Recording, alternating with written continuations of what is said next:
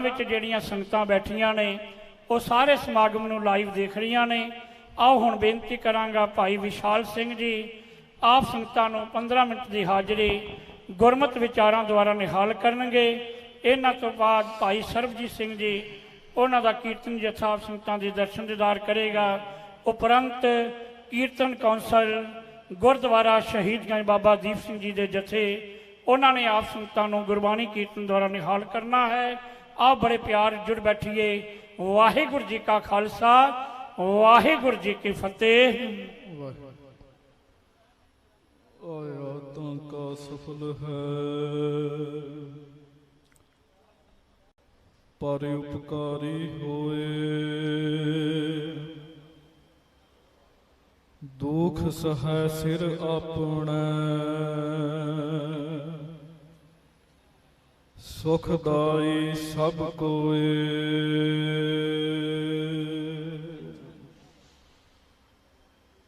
सतगुरु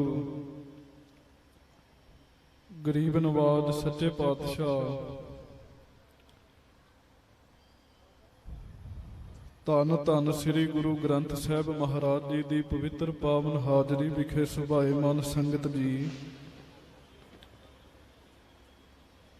आपां सारे ही धन धन बाबा जी बाबा दीप सिंह जी शहीद बाबा जी दे महान पवित्र जन्म दिहाड़े नूं समर्पित जो 2 दिन दे विशेष गुरमत दीवान हन, उन्हां विच हाजरी भर रहे हां। थोड़ा जिहा समा हाजरी लवाउण मात्र आप जी दे दर्शन करने हन। कथा सुनन वास्ते बहुत एकाग्रता की जरूरत हुंदी है। मन चित सारा कुछ सावधान होवे फिर कथा हिरदे विच वसदी है। आओ प्यार दे नाल दोवें हथ जोड़ के गज के फतेह बुलाओ जी। वाहिगुरू जी का खालसा वाहिगुरू जी की फतेह। धन धन बाबा जी बाबा दीप सिंह जी का जिहड़ा जीवन है ना, साध संगत जी बाबा जी का जीवन गुणा भरपूर जीवन है। बाबा जी के जीवन का दास कोई भी पक्ष आप जी दे नाल साझा करे, कई घंटे बाबा जी दे एक एक गुण की जिहड़ी वडियाई है ना उहनूं करन विच लग सकते हैं। एक जीवन हुंदा है बाहरी जीवन, एक जीवन हुंदा है आत्मक जीवन। श्री गुरु ग्रंथ साहिब जी दे विच अकाल पुरख वाहिगुरू जी की सिफत कीती है। आप मूल मंत्र पढ़ते हो,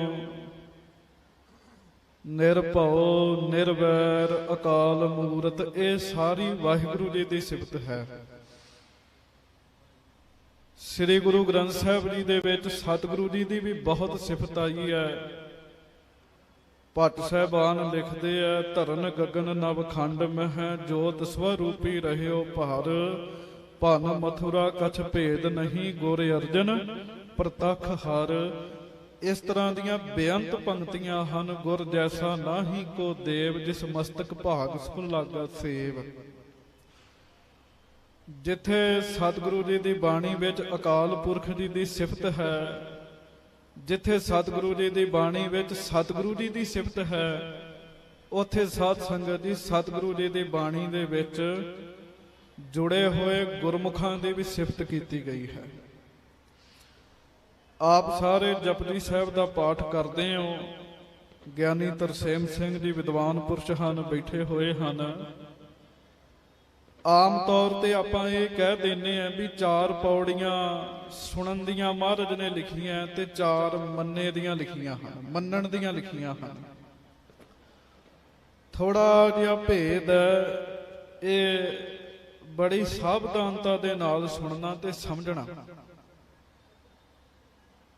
मन्ने दियां साध संगत जी 3 पौड़ियां हैं। एक पौड़ी है मन्ने दी, एक पौड़ी मन्ने दी है, 3 पौड़ियां मन्ने दियां हैं। ਬਾਬਾ ਜੀ ਦੇ ਸਬੰਧ ਵਿੱਚ ਆਪਾਂ ਬੈਠੇ ਆ। ਧੰਨ ਬਾਬਾ ਦੀਪ ਸਿੰਘ ਜੀ ਨੇ ਗੁਰਬਾਣੀ ਦੀ ਸੰਥਿਆ ਕਲਗੀਧਰ ਮਹਾਰਾਜ ਜੀ ਦੇ ਚਰਨਾਂ ਵਿੱਚ ਰਹਿ ਕੇ ਪ੍ਰਾਪਤ ਕੀਤੀ ਸੀ। ਹੁਣ ਪੜ੍ਹਦੇ ਕਿਤੋਂ ਵੀ ਨਹੀਂ, ਸਿੱਖਦੇ ਕਿਤੋਂ ਵੀ ਨਹੀਂ। ਤੇ ਸਾਧ ਸੰਗਤ ਜੀ, ਜੇ ਬੰਦਾ ਕਵੇ ਮੈਂ ਸੰਪੂਰਨ ਹੋ ਜਾਵਾਂ, ਕਦੀ ਸੰਪੂਰਨ ਨਹੀਂ ਹੋ ਸਕਦਾ, ਸਿੱਖਣਾ ਪੈਂਦਾ। ਮੰਨੈ ਜਦੋਂ ਲਿਖੀਏ ਨਾ ਤੇ ਮੰਮਾ ਉੱਤੇ ਟਿੱਪੀ ਪਏਗੀ ਤੇ ਨੰਨੈ ਨੂੰ ਦਲਾਵਾਂ ਪੈਣਗੀਆਂ ਤੇ ਮੰਨੈ ਪਾਠ ਬਣਦਾ। ਪਰ ਪਹਿਲੀ ਜਿਹੜੀ ਪੌੜੀ ਹੈ ਉਹ ਮੰਨੇ ਦੀ ਹੈ। ਉਹ ਮਾਨੋ ਪਹਿਲੀ ਪੌੜੀ ਸ੍ਰੀ ਗੁਰੂ ਨਾਨਕ ਸਾਹਿਬ ਜੀ ਨੇ ਬਾਬਾ ਜੀ ਦੇ ਪਰਥਾਏ ਉਚਾਰੀ ਹੋਵੇ। ਇਹਨੂੰ ਧਿਆਨ ਨਾਲ ਸੁਣਨਾ।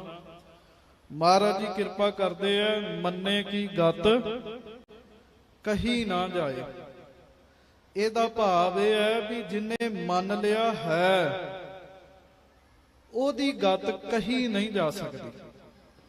ਜਿਹੜੀਆਂ ਬਾਕੀ ਦੀਆਂ 3 ਪੌੜੀਆਂ ਨੇ ਨਾ, ਉਹਦੇ ਵਿੱਚ ਪਾਠ ਹੈ ਮੰਨੈ। ਮੈਂ ਇੱਕੋ ਪੰਕਤੀ ਕਵਾਂਗਾ, ਅਰਥ ਸਪਸ਼ਟ ਹੋ ਜਾਏਗਾ ਆਪ ਜੀ ਨੂੰ। ਆਪਾਂ ਪੜ੍ਹਦੇ ਆ, ਮੰਨੈ ਜਮ ਕੇ ਸਾਥ ਨਾ ਜਾਏ। ਇਹਦਾ ਭਾਵ ਇਹ ਹੈ ਵੀ ਜਿਹੜਾ ਮੰਨੇਗਾ ਉਹ ਜਮਾਂ ਦੇ ਨਾਲ ਨਹੀਂ ਜਾਏਗਾ। ਪਰ ਪਹਿਲੀ ਪੌੜੀ ਹੈ ਮੰਨੇ ਕੀ ਗਤ ਕਹੀ ਨਾ ਜਾਏ। ਦਾ ਭਾਵ ਇਹ ਹੈ ਜਿਹਨੇ ਮੰਨ ਲਿਆ ਹੈ ਉਹਦੀ ਅਵਸਥਾ ਸਾਧ ਸੰਗਤ ਜੀ ਕਥਨ ਨਹੀਂ ਕੀਤੀ ਜਾ ਸਕਦੀ। ਮੇਰੇ ਵਰਗੇ ਲੱਖਾਂ ਲੋਕ ਬਹਿ ਜਾਣ ਕਥਾ ਕਰਨ ਵਾਲੇ, ਆਖਣ ਬਾਬਾ ਦੀਪ ਸਿੰਘ ਜੀ ਦੀ ਸੰਪੂਰਨ ਵਡਿਆਈ ਹੋ ਗਈ ਹੈ। ਸਾਧ ਸੰਗਤ ਜੀ, ਬਾਬਾ ਜੀ ਦੀ ਕਦੀ ਸੰਪੂਰਨ ਵਡਿਆਈ ਨਹੀਂ ਹੋ ਸਕਦੀ।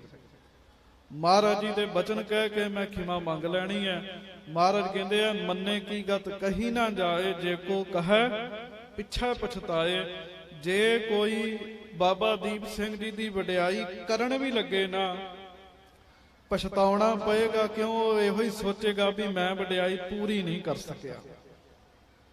ਕਾਗਦ ਕਲਮ ਨਾ ਲਿਖਣ ਹਾਰ। ਇਹਦਾ ਭਾਵ ਕੀ ਹੈ? ਸਾਧ ਸੰਗਤ ਜੀ, ਆਪਾਂ ਬਾਬਾ ਦੀਪ ਸਿੰਘ ਸਾਹਿਬ ਜੀ ਦਾ ਬਾਹਰੀ ਜੀਵਨ ਕਾਗਜ਼ ਤੇ ਲਿਖ ਸਕਦੇ ਆਂ, ਕਲਮਾਂ ਦੇ ਨਾਲ ਲਿਖ ਸਕਦੇ ਆਂ। ਲਿਖਦੇ ਆਂ ਕਿ ਬਾਬਾ ਜੀ ਦਾ ਜਨਮ ਪਹੁਵਿੰਡ ਦੀ ਧਰਤੀ ਤੇ ਹੋਇਆ।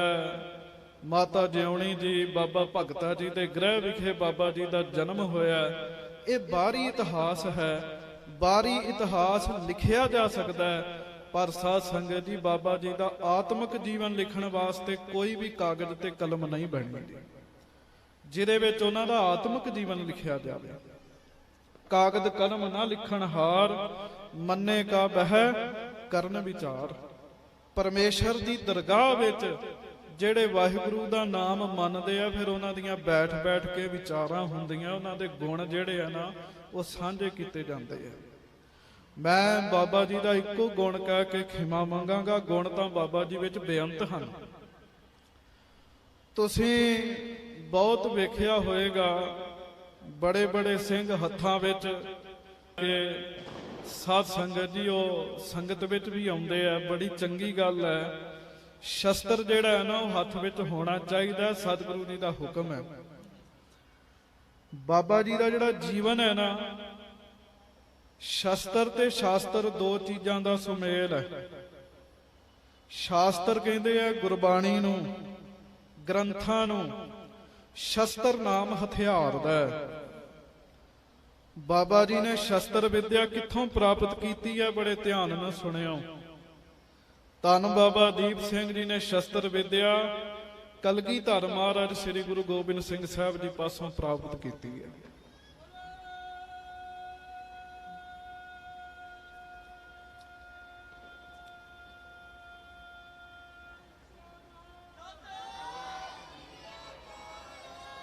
ਮੈਂ ਕਲਗੀਧਰ ਮਹਾਰਾਜ ਜੀ ਦੀ ਸ਼ਸਤਰ ਵਿਦਿਆ ਦਾ ਇੱਕ ਨਮੂਨਾ ਕਹਿ ਕੇ ਆਪ ਜੀ ਨੂੰ ਖਿਮਾ ਮੰਗ ਲੈਣੀ ਹੈ। ਜਿਹੋ ਜੇ ਉਸਤਾਦ ਹੋਣ, ਫਿਰ ਚੇਲੇ ਵੀ ਉਹੋ ਜਿਹੇ ਹੁੰਦੇ ਆ। ਜਿਨ੍ਹਾਂ ਦੇ ਉਸਤਾਦ ਕਲਗੀਧਰ ਨੇ, ਫਿਰ ਚੇਲੇ ਵੀ ਅੱਗੋਂ ਸਾਧ ਸੰਗਤ ਜੀ ਉਹੋ ਜਿਹੇ ਹੋਣਗੇ ਨਾ। ਅੱਜ ਜਿਹੜੇ ਮੇਰੇ ਵੀਰ ਸ਼ਸਤਰ ਫੜ ਕੇ ਆਉਂਦੇ ਆ, ਦਰਸ਼ਨ ਕਰਕੇ ਖੁਸ਼ੀ ਤਾਂ ਬਹੁਤ ਹੁੰਦੀ ਹੈ। ਪਰ ਮੈਂ ਫਿਰ ਕਈਆਂ ਨੂੰ ਕਹਿਣਾ ਹੁੰਦਾ ਵੀ ਭਾਈ ਸਾਹਿਬ ਜੀ, ਆ ਮਿਆਨ ਚੋਂ ਸ੍ਰੀ ਸਾਹਿਬ ਬਾਹਰ ਕੱਢ ਕੇ ਵੀ ਵਿਖਾ ਦਿਓ। ਤਾਂ ਮੈਨੂੰ ਮਾਫ ਕਰਿਓ, ਸ੍ਰੀ ਸਾਹਿਬ ਮਿਆਨ ਚੋਂ ਬਾਹਰ ਕਿਵੇਂ ਕੱਢਣੀ ਹੈ, ਇਹਦਾ ਵੀ ਇੱਕ ਤਰੀਕਾ ਹੈ। ਸਾਧ ਸੰਗਤ ਜੀ, ਇਹ ਵੀ ਵਿਦਿਆ ਹੈ, ਸਿੱਖਣੀ ਪੈਂਦੀ ਹੈ। ਘਰ ਬੈਠਿਆਂ ਨਹੀਂ ਕੁਝ ਆਉਂਦਾ, ਉਸਤਾਦਾਂ ਕੋਲ ਜਾਣਾ ਪੈਂਦਾ ਹੈ। ਸ੍ਰੀ ਸਾਹਿਬ ਮਿਆਨ ਚੋਂ ਬਾਹਰ ਕਿਵੇਂ ਕੱਢਣੀ ਹੈ? ਜੇ ਵੱਤਰ ਨਾ ਹੋਵੇ, ਸ੍ਰੀ ਸਾਹਿਬ ਤਿੱਖੀ ਹੋਵੇ, ਮਿਆਨ ਕੱਚਾ ਹੋਵੇ, ਸਾਧ ਸੰਗਤ ਜੀ ਸ੍ਰੀ ਸਾਹਿਬ ਕੱਢਦਿਆਂ ਕੱਢਦਿਆਂ ਹੀ ਹੱਥ ਜਿਹੜਾ ਲਹੂ ਲੁਹਾਨ ਹੋ ਸਕਦਾ ਹੈ। ਬਾਬਾ ਜੀ ਸ਼ਸਤਰ ਵਿਦਿਆ ਵਿੱਚ ਪੂਰੇ ਸਨ। ਮੈਂ ਬਾਬਾ ਜੀ ਦੇ ਪਰਥਾਏ ਸ਼ਸਤਰ ਵਿਦਿਆ ਬਾਬਾ ਜੀ ਨੇ ਕਿੱਥੇ ਸਿੱਖੀ ਹੈ? ਤੁਸੀਂ ਕੇਸਗੜ੍ਹ ਸਾਹਿਬ, ਤਖਤ ਸਾਹਿਬ ਜਾਓ, ਉਹਦੇ ਸਾਹਮਣੇ ਨਾ ਕੇਸਗੜ੍ਹ ਸਾਹਿਬ ਦੇ ਸਾਹਮਣੇ ਅਸਥਾਨ ਹੈ ਗੁਰਦੁਆਰਾ ਦੁਮਾਲਗੜ੍ਹ ਸਾਹਿਬ। ਪੌੜੀਆਂ ਚੜ੍ਹ ਕੇ ਉੱਪਰ ਅਸਥਾਨ ਹੈ। ਕਲਗੀਧਰ ਮਹਾਰਾਜ ਨੇ ਉਹ ਸਥਾਨ ਬਣਾਇਆ ਸੀ। ਜਦੋਂ ਮਹਾਰਾਜ ਦੁਮਾਲਗੜ੍ਹ ਸਾਹਿਬ ਬੈਠਦੇ ਤੇ 5 ਕਿਲੇ ਸੱਚੇ ਪਾਤਸ਼ਾਹ ਨੂੰ ਉੱਥੇ ਬੈਠਿਆਂ ਦਿਸਦੇ ਹੁੰਦੇ ਸਨ। ਮਹਾਰਾਜ ਗੁਰੂ ਗੋਬਿੰਦ ਸਿੰਘ ਸਾਹਿਬ ਇੱਕ ਪਹਿਰ ਸਾਧ ਸੰਗਤ ਦੀ ਸ਼ਸਤਰ ਵਿਦਿਆ ਦਾ ਅਭਿਆਸ ਕਰਦੇ। ਇੱਕ ਪਹਿਰ ਲਗਭਗ 3.5 ਘੰਟੇ ਸਮਾਂ ਬਣ ਜਾਂਦਾ ਇੱਕ ਪਹਿਰ। ਜਦੋਂ ਮਹਾਰਾਜ ਸ਼ਸਤਰ ਵਿਦਿਆ ਦਾ ਅਭਿਆਸ ਕਰਦੇ ਨੇ ਤੇ ਵੱਡੇ ਵੱਡੇ ਯੋਧੇ ਸੂਰਮੇ ਸੱਚੇ ਪਾਤਸ਼ਾਹ ਮਹਾਰਾਜ ਜੀ ਦੇ ਨਾਲ ਸਾਧ ਸੰਗਤ ਦੀ ਵਾਰ ਕੱਢਦੇ।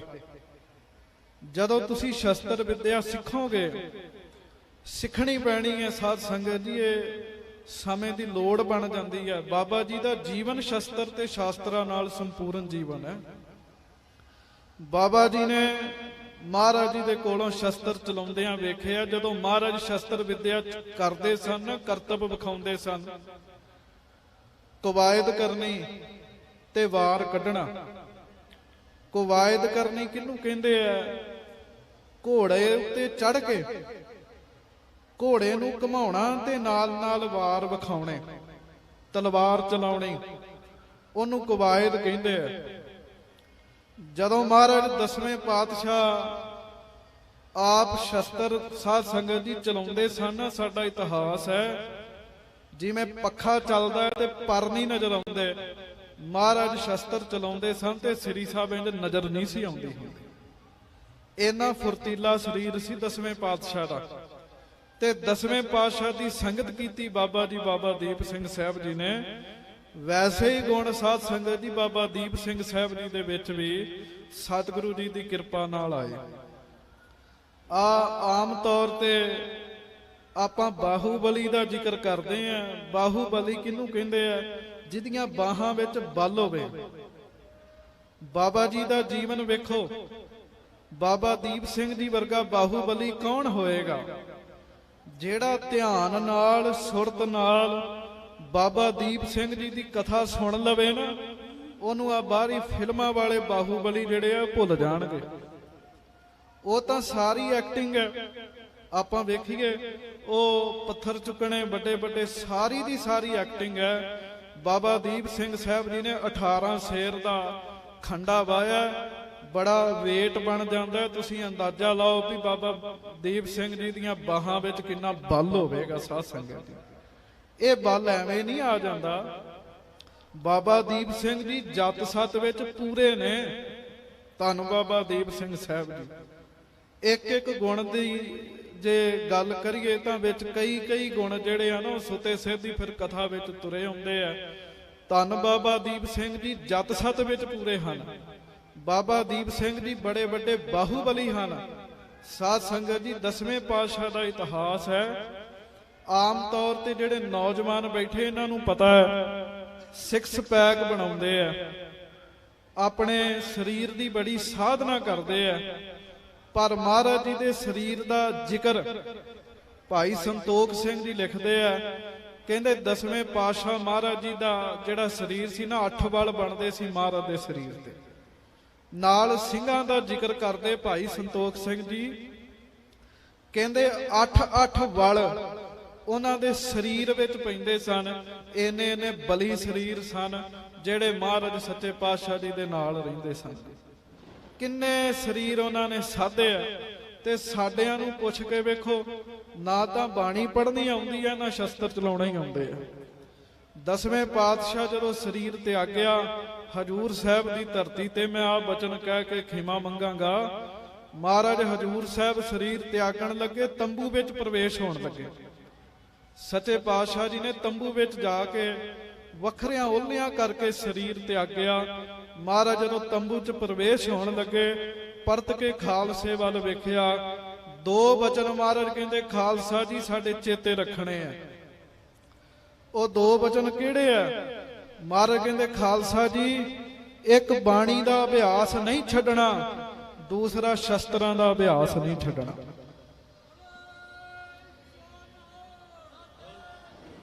ਬਾਬਾ ਜੀ ਦਾ ਜੀਵਨ ਇਹਨਾਂ ਦੋਵਾਂ ਗੁਣਾਂ ਨਾਲ ਪਰਿਪੂਰਨ ਸੀਗਾ।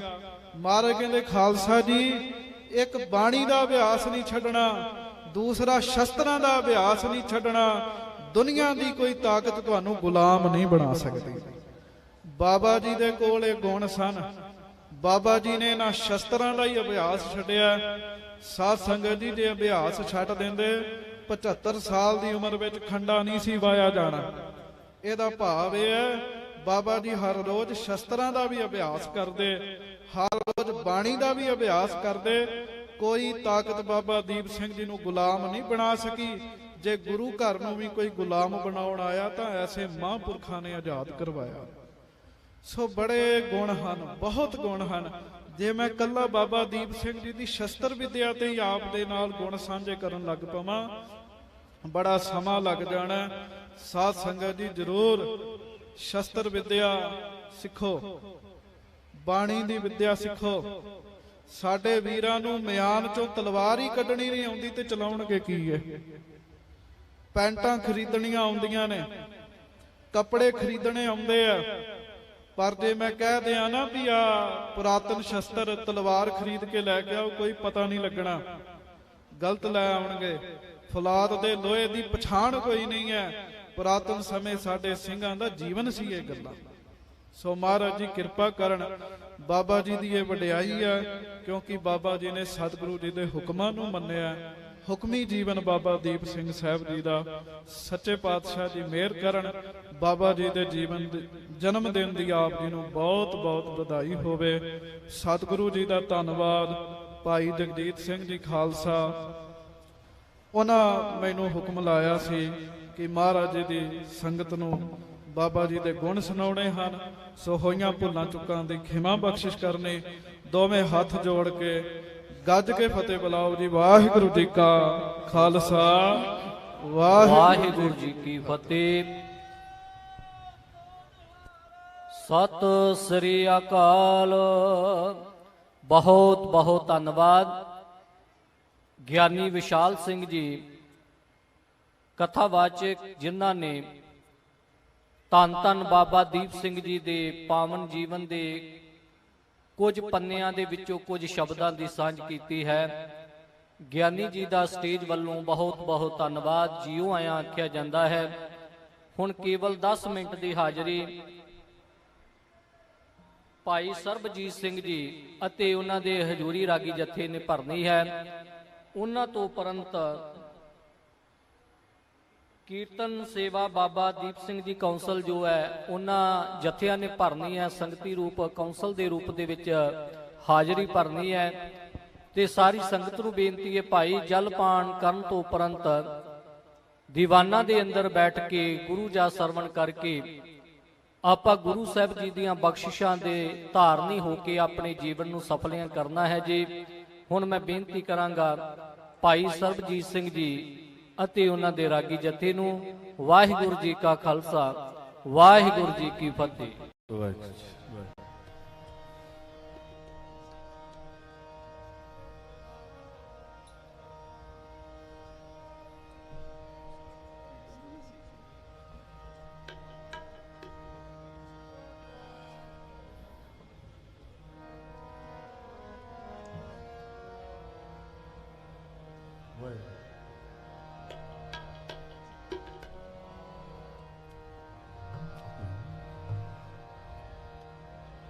तन तन हमारे